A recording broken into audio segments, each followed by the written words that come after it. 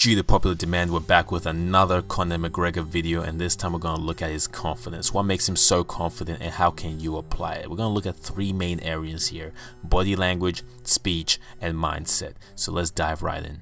One thing that you'll notice about McGregor is that he's at ease in any social interaction. He's very comfortable, he takes up a lot of space, and he looks like he's just chilling at his own house. This is a trait of many confident people. They don't worry about being around other people. They feel at ease in any social interactions. They can kick back, take up the space they need, and feel comfortable. I want you to pay very close attention to this clip. Look at how much room Conor McGregor is taking up. He does this all the time. Look at him flaring his elbows out as he's speaking. I want you to compare this to his opponent and tell me who you think is more confident. In absolutely everything, I believe inside 1 minute I will dust him, I will exit the contest fresh, I will cash the check, I will sign the next contract for UFC 200, the brand new MGM, and we'll go again. 2015 was my year. 2016 is also my year. Every year is my fucking year. I beat Ben Henderson, Nate Diaz, Anthony Pettis, Donald Cerrone twice, and I fought better guys. As you can see, Rafael clearly does not want to be there.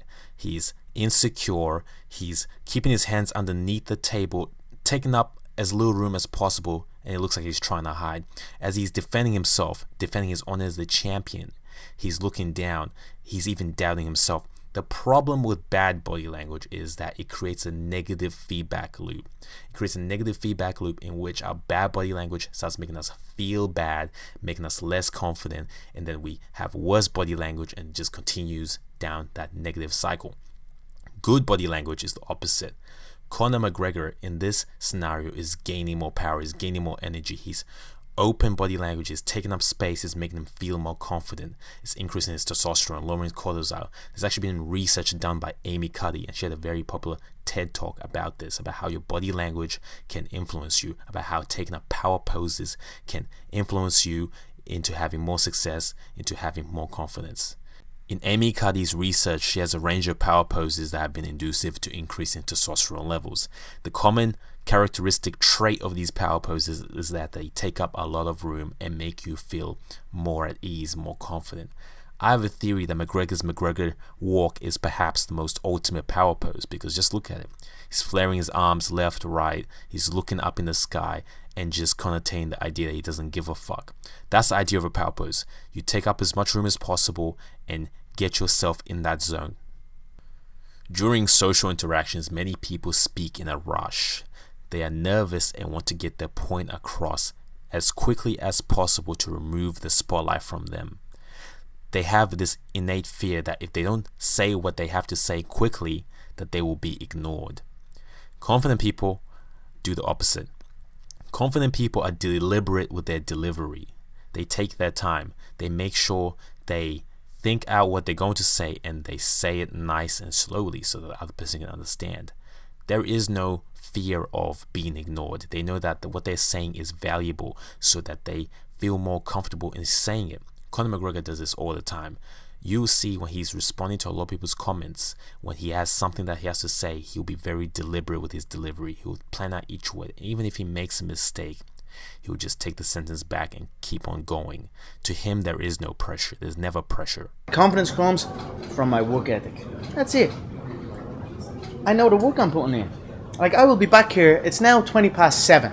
I will be back here at about 11:30, which is 6.5 hours post the previous workout. You must take 6 hours. You must take a minimum of 6 hours to replenish the glycogen levels. You can't train 5 because the glycogen levels don't restore. It must be a minimum of 6. So we'll be back here about 11:30 tonight. We'll do a second workout, and we're preparing correct and we're preparing hard. That is where my confidence comes from. Another characteristic of confident people is the ability to maintain strong eye contact. Being able to look someone in the face is incredibly powerful, especially because not too many people can do it.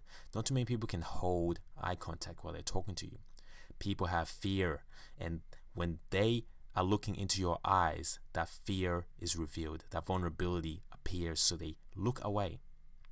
Confident people have no such fear. What is there to be scared of in social interactions? Nothing. They'll look at you, say what they have to say, and maintain good eye contact. I will create traps and dead space inside that octagon all over the place, and I will walk him into it like a zombie. That is what I plan to do with Jose. I plan to set him up, trap him.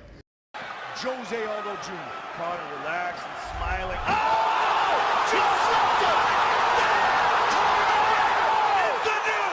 I will create traps and dead space inside that octagon, and I will walk him into that dead space, but all of a sudden he will be in danger. How do you do that? How do you predict these if things? you can see it here and you have the courage enough to speak it, it will happen. So I see these shots, I see these sequences, and I don't shy away from them. All that matters is how you see yourself. If you see yourself as the king, you know what I mean, you see yourself with all the belts and all everything, and no matter what no one else says, as long as you see that and really believe in it, then that's what's going to happen.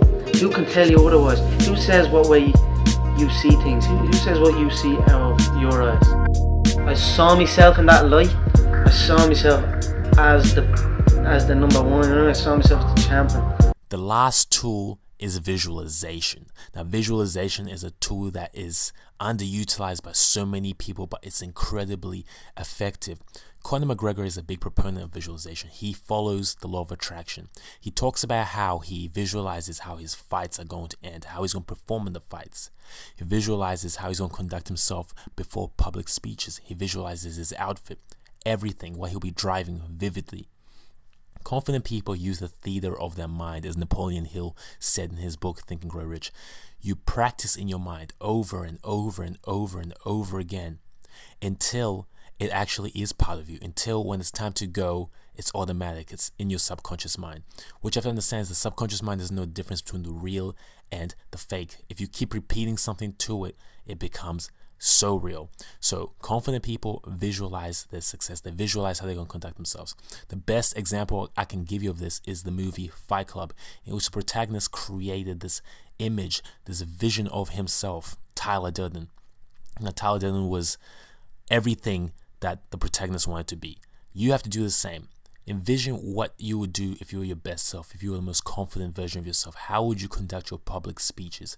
How would you conduct your conversations with people? How would you carry yourself? What type of body language will you have?